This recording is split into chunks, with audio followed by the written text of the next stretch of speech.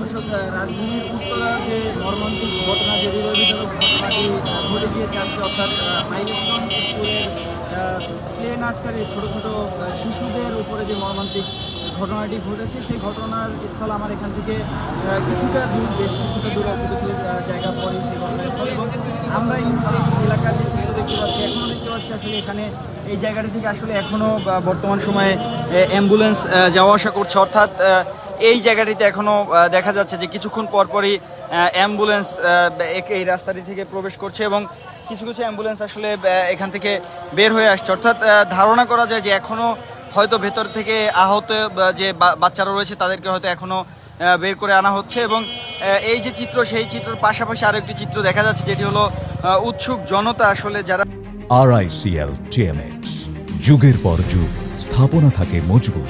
আসলে দেখার জন্য সেই ঘটনাস্থলে যাচ্ছেন এবং যাদের কারণে আসলে এখানকার যে উদ্ধার কাজ, সেই উদ্ধার কাজ আসলে ব্যাহত হচ্ছে, এমন ঘটনাও আসলে এখানকার অনেকের যে উদ্ধারকর্মী রয়েছেন যারা স্বেচ্ছাসেবী হয়ে কাজ করছেন, তাদের অনেকের মুখে এ ধরনের ঘটনাও শুনেছি। আমরা কিছুক্ষণ পরপরই রাস্তা থেকে দেখতে পাচ্ছি যে একটার পর একটা অ্যাম্বুলেন্স বের হয়ে আসছে। ঘটনা ঘটেছে সেই দুপুর নাগাদ, অর্থাৎ এখন আসরের আজান হচ্ছে, বিকেল হয়ে যাচ্ছে।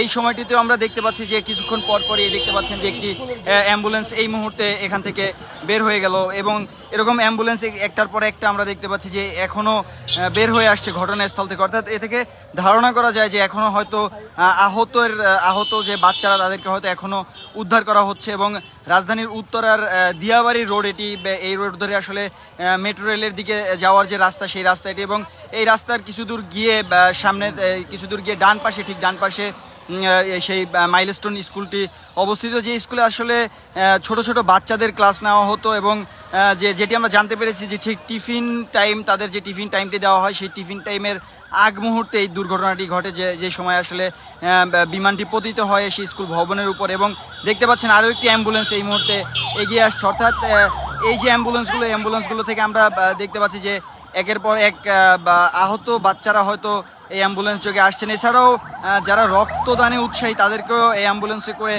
বিভিন্ন দেখতে পাচ্ছেন যে একটি একদম ইমার্জেন্সি রোগী পরিবহনের যে অ্যাম্বুলেন্স, সেই অ্যাম্বুলেন্সটি এইমাত্র বের হয়ে গেল। এবং একের পর এক অ্যাম্বুলেন্স আসলে এই দুর্ঘটনাস্থল থেকে এখনও বের হয়ে আসছে। বিকেল হতে চলেছে, আসরে আজান দিয়েছে কিছুক্ষণ আগেই দুর্ঘটনাটি ঘটেছে। আপনারা জানেন যে দুপুর নাগাদ, এখন বিকেল হতে চলেছে। এই সময় একের পর এক অ্যাম্বুলেন্স, রোগীবাহী অ্যাম্বুলেন্স, যে অ্যাম্বুলেন্সগুলো এখান থেকে এই রাস্তা থেকে প্রবেশ করছে এবং একের পর এক অ্যাম্বুলেন্স আসলে এখনও বের হয়ে আসছে। এবং এই অ্যাম্বুলেন্সগুলো দেখে আসলে ধারণা করা যায় যে হয়তো এখনও আহত শিশুরা হয়তো এখনও সেই উদ্ধার কাজ এখনও চলমান রয়েছে এবং হয়তো আহত শিশুরা এখনও এই জায়গাটা থেকে বের হচ্ছেন।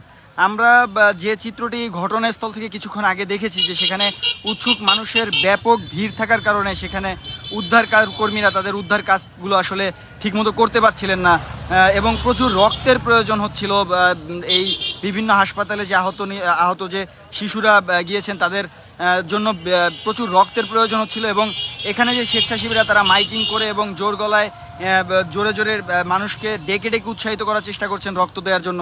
এবং আমি যদি এই লাইভের মাধ্যমে যারা দেখছেন, আপনাদেরকে একটু জানিয়ে রাখতে চাই যে উত্তরা আধুনিক হাসপাতাল, মনসুর আলী মেডিকেল, এছাড়াও কুয়েত মৈত্রী হাসপাতাল, নারী ও শিশু হাসপাতাল, এবং এছাড়াও যে ঢাকা মেডিকেল বার্ন ইউনিট, এই সমস্ত হাসপাতালে প্রচুর রক্তের প্রয়োজন হচ্ছে এখনও আহত বাচ্চাদের জন্য।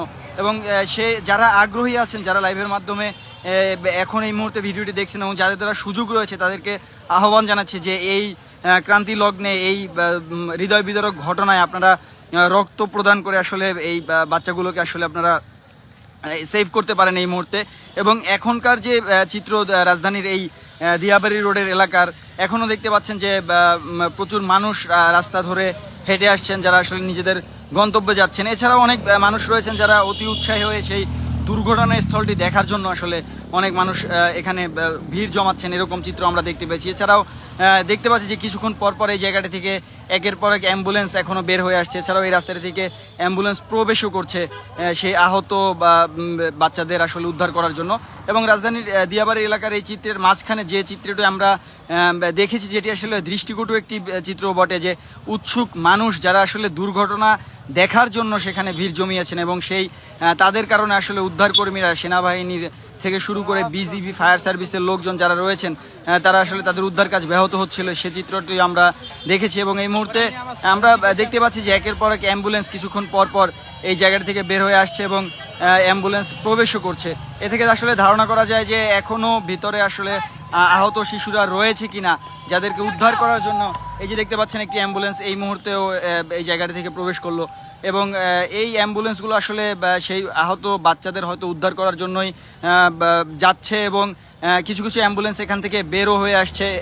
একটি অ্যাম্বুলেন্স আমি এখনও দেখতে পাচ্ছি যে বিকেল হয়ে যাচ্ছে, যে দুর্ঘটনাটি দুপুর নাগাদ ঘটেছিল। এবং আপনাদের একটু জানিয়ে রাখতে চাই যে বাংলাদেশের ইতিহাসে অন্যতম বৃহৎ বিমান দুর্ঘটনা এটি। এবং ইতিমধ্যে সরকারের পক্ষ থেকে জানানো হয়েছে যে এই দুর্ঘটনায় 16 জনের মৃত্যু নিশ্চিত হওয়া গেছে। এবং আমাদের যে ধারণা, আমরা এখান থেকে যেটি দেখেছি যে নিহতের সংখ্যা আসলে আরও অনেক বেশি হতে পারে। দেখতে পাচ্ছেন আরও একটি অ্যাম্বুলেন্স এই জায়গা থেকে এই মুহূর্তে বের হয়ে যাচ্ছে।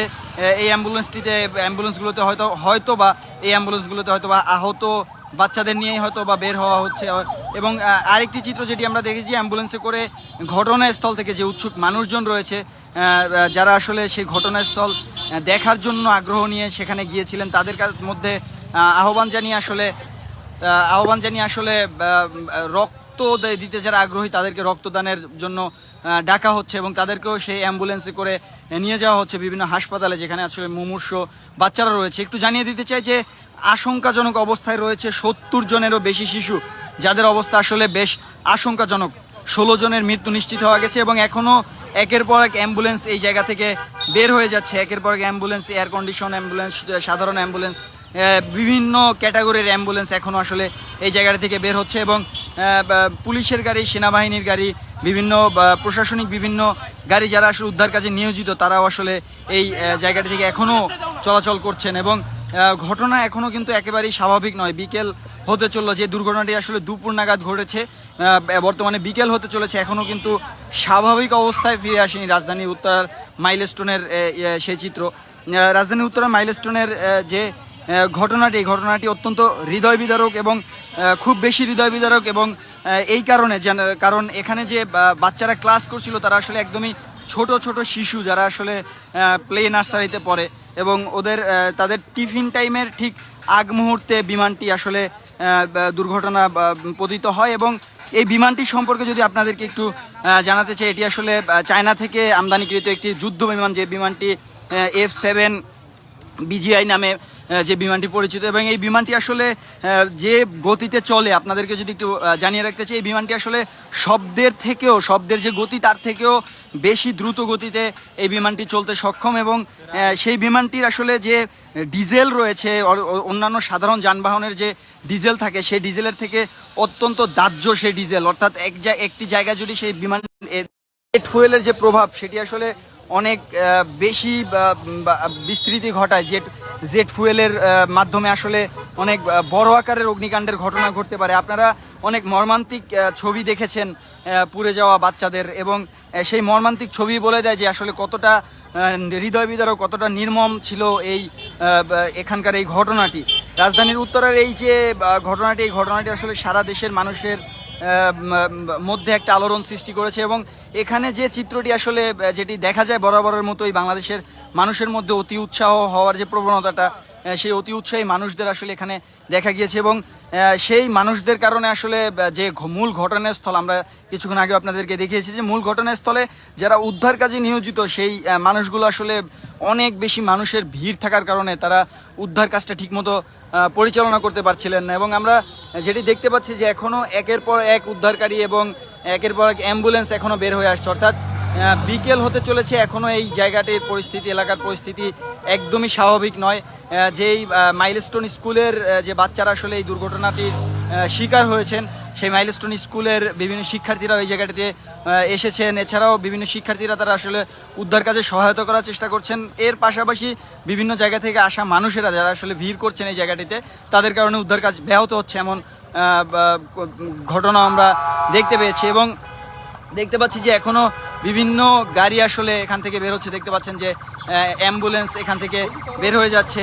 এই যে বিকেল হতে চললো, এখনও একের পর এক অ্যাম্বুলেন্স এই জায়গাটি থেকে আসলে বের হয়ে আসছে। এবং এই যে চিত্র, আসলে এই চিত্রটি অনেকক্ষণ ধরেই সেই দুর্ঘটনার সময়কাল থেকেই যখন উদ্ধার কাজ শুরু হয়েছে সেই সময় থেকে এখন পর্যন্ত অব্যাহত রয়েছে। অর্থাৎ বিকেল হয়ে গেলেও এখন যে সময়, এই সময়টি আসলে বিকেলের সময়, বিকেল হয়ে গেলেও এখনও আসলে এই উত্তরার যে ভয়াবহতা, সেই ভয়াবহতা এখনও একদমই স্বাভাবিক নয়। এখনও দুর্ঘটনাস্থল থেকে একের পর এক অ্যাম্বুলেন্স বের হয়ে আসছে, সেই চিত্রই দেখছিলাম এবং আপনাদেরকে দেখাচ্ছিলাম। আমি মুস্তাফিজ আবির, ধন্যবাদ।